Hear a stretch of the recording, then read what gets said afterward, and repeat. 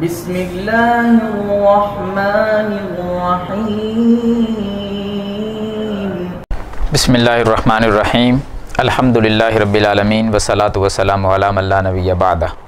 سورۃ النازعات کا دوسرا رکوع اللہ کے حکم سے شروع کرتے ہیں۔ اللہ تعالیٰ اس میں فرماتے ہیں اَأَنْتُمْ أَشَدُّ خَلْقًا أَمِ السَّمَاءُ بَنَاهَا۔ ترجمہ پڑھنے سے پہلے وہ بات اپنے ذہن میں رکھیں کہ قریش کے جو کافر تھے، مکے کے کافر، ان کا یہ نظریہ اور عقیدہ آپ شروع سے ہی سن رہے ہیں کہ موت کے بعد اٹھنا یہ نہیں ہے۔ بندہ فوت ہو گیا، اس کے بعد قیامت کو اٹھایا جائے گا، وہ اس پر ایمان نہیں لاتے تھے۔ کہتے تھے جب بندہ فوت ہو گیا، ختم ہو گیا، بس ختم، مرنے کے بعد اٹھنا نہیں ہے، حساب و کتاب کچھ بھی نہیں۔ ان کے رد کے لیے، ان کے اس عقیدے کی تردید کے لیے اللہ تعالیٰ فرما رہے ہیں کہ اَأَنْتُمْ أَشَدُّ خَلْقًا أَمِ السَّمَاءُ بَنَاهَا۔ مفہوم یہ ہے کہ انسان کو پیدا کرنا اور ایک ہے آسمان کو پیدا کرنا، دو چیزیں ہیں، انسان اور آسمان۔ ان میں سے زیادہ مشکل کون سا ہے؟ ہاں، تو اللہ تعالیٰ سوال چھوڑ رہے ہیں لوگوں پر کہ آسمان کو پیدا کرنا یہ زیادہ مشکل ہے۔ یہ تم مانے بیٹھے ہو کہ یہ اللہ نے پیدا کیے، اللہ نے بنائے ہیں، اور پھر ان کا جو سارا نظام چل رہا ہے یہ بھی تمہاری آنکھوں کے سامنے ہے، کسی کے بس میں نہیں ہے کہ اس کو اس طرح بنا کر ایسا نظام چلا دے۔ تو جو رب اتنی بڑی بڑی مخلوقات پیدا کر سکتا ہے، وہ ایک انسان کو ہی پیدا نہیں کر سکتا؟ پہلے بھی انسان کو اللہ تعالیٰ نے پیدا کیا ہے، مرنے کے بعد اب دوبارہ نہیں اٹھائے گا اللہ۔ یعنی اَأَنْتُمْ أَشَدُّ، ادھر دیکھیں جی، اَأَنْتُمْ، کیا تم، آ کا معنی کیا، انتم کا معنی تم، اَأَنْتُمْ کیا تم، اشد زیادہ مشکل ہو، خلقاً پیدا کرنے میں، کیا تم زیادہ مشکل ہو پیدا کرنے میں، ام یا، ام کا کیا معنی ہے؟ اس ام کا معنی ہے یا، آگے ملانے کے لیے پھر ام السماء، یا آسمان، تم زیادہ پیدا کرنے میں مشکل ہے یا آسمان، تمہیں پیدا کرنے میں زیادہ مشکل ہے یا آسمان کو؟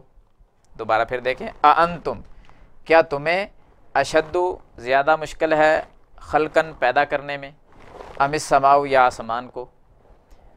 اے لوگو، تمہیں پیدا کرنے میں زیادہ مشقت ہے یا آسمان کو پیدا کرنے میں زیادہ مشقت ہے؟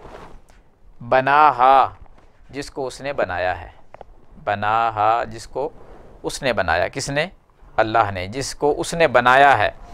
آگے جی آسمان کی باتیں شروع ہو گئیں اگلی آیت کے اندر کہ رفع سمکہا فسواہا، رفع اس نے بلند کیا، سمکہا اس کی چھت کو، کس کی چھت کو؟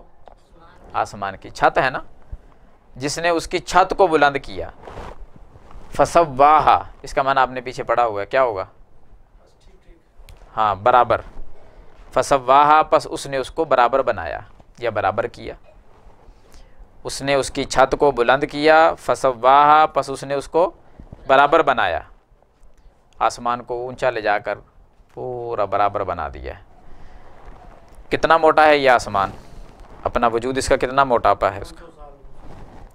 ہاں، 500 سال کی مسافت، 500 سال بندہ سفر کرے تو ایک آسمان کا وجود ختم ہوگا، اور ایک آسمان سے لے کر دوسرے آسمان تک خلا کتنا ہے؟ وہ بھی 500 سال ہے۔ اور آسمان ہیں کتنے؟ 7 آسمان ہیں، 7 آسمان کا درمیانی فاصلہ خلا جو ہے وہ بھی 500 سال، اور ہر آسمان کا اپنا وجود بھی 500 سال۔ کیسا اللہ تعالیٰ ہے اور کتنی طاقتوں کا مالک ہے جو اس نظام کو چلا رہا ہے۔ پھر ستون کوئی نہیں، بغیر سہارے کے کھڑے کیے ہوئے اتنے بڑے بڑے آسمان، جس نے اس کو چھت کو بلند کیا، فسواہا بس اسے برابر بنایا، برابر کیا، وَأَغْطَشَ لَيْلَهَا اور اس نے تاریک کر دیا، لیلہا اس کی رات کو، لیلہا اس کی رات کو، اس کی رات کو اس نے تاریک بنایا، وَأَخْرَجَ ضُحَاهَا اور اس نے ظاہر کر دیا، اخرجہ کا معنی نکال دیا، ظاہر کر دیا، ضحاہا اس کی روشنی کو، اس کی روشنی کو کیا کر دیا؟ ظاہر کر دیا، یعنی دن کی صورت میں آسمان بنا دیا نا، اس کی رات کو اندھیر بنا دیا، तारीक बना दिया और उसकी रोशनी को क्या कर दिया, वाज़े कर दिया, यानी दिन चढ़ा दिया। सूरज निकल रहा है, आ रहा है, जा रहा है, ये निज़ाम सारा अल्लाह ताला ने चला दिया। बल अर्ज़ा बाद ज़ालिका दहाहा, बल अर्ज़ा और ज़मीन, बाद ज़ालिका इसके बाद, और ज़मीन इसके बाद, आसमान बन गए, ऐसे निज़ाम चला दिया। और उसके बाद अल्लाह ने क्या किया, इसके बाद ज़मीन को दहाहा उसने बिछा दिया। दहाहा का माना, हाँ, उसने इसको बिछा दिया। दहा का माना है उसने बिछा दिया, हा इस ज़मीन को। तवज्जो फरमाएं इस लफ्ज़ की तरफ, बल अर्ज़ा और ज़मीन को बाद ज़ालिका इसके बाद दहा उसने बिछा दिया, हा इसको, यानी उस अल्लाह ने इस ज़मीन को बिछा दिया। समझ आ गई यहाँ तक भाई? अगली आयत देखें, अखरज मिनहा माअहा व मरआहा।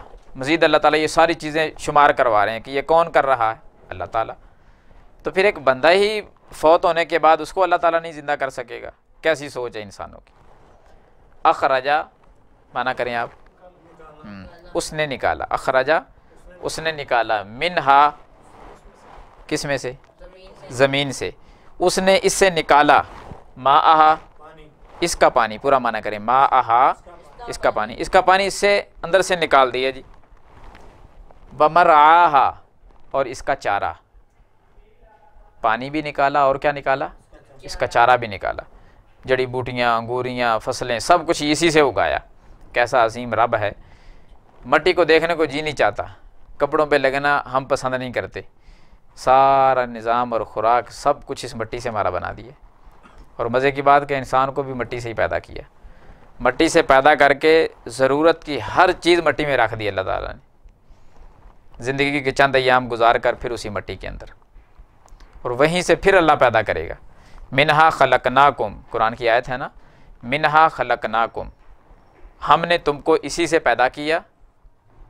मिनहा खलकनाकुम वफ़ीहा नुईदुकुम, और इसी मिट्टी में हम तुम्हें ले जाएंगे।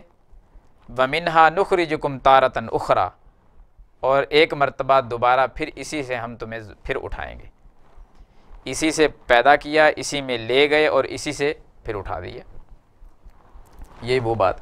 अखरजा मिनहा उसने इससे निकाला, माआहा इसका पानी, व मरआहा और इसका चारा। खाने की हर चीज़ मिट्टी से, ज़रूरत की हर चीज़ मिट्टी से, सोने चांदी से लेकर छोटी से छोटी चीज़ जो है वो मिट्टी से हासिल हो रही है, ज़मीन से निकलती है। खुराक का भी सारा इंतज़ाम ऐसे ही है, फसलें हैं, फ्रूट हैं, जो कुछ भी देख लें ज़मीन से आ रही है हर चीज़। बल जिबाल अरसाहा, और पहाड़, बल जिबाला और पहाड़ों को, अरसाहा उसने क्या कर दिया, गाड़ दिया, पहाड़ों को गाड़ दिया ज़मीन।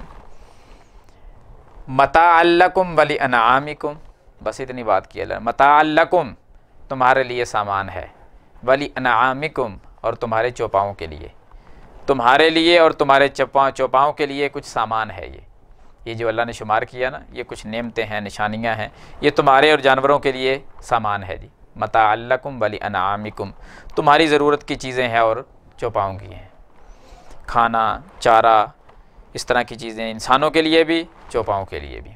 तवज्जो दोबारा फरमाएँ, अअंतुम अशद्दु खल्कन अमिस समाउ बनाहा, अअंतुम क्या तुम, अशद्दु ज़्यादा मुश्किल हो, खल्कन पैदा करने में, अमिस समाउ या आसमान, बनाहा जिसको उसने बनाया है, रफ़ा समकाहा उसने उसकी छत को बुलंद कर दिया, फसव्वाहा पस उसने उसको बराबर कर दिया, वअग़तश लैलहा और उसने उसकी रात को तारीक बनाया, वअख़रजा और निकाला उसने ज़ुहाहा उसकी रोशनी को, उसकी चमक को भी वाज़े कर दिया।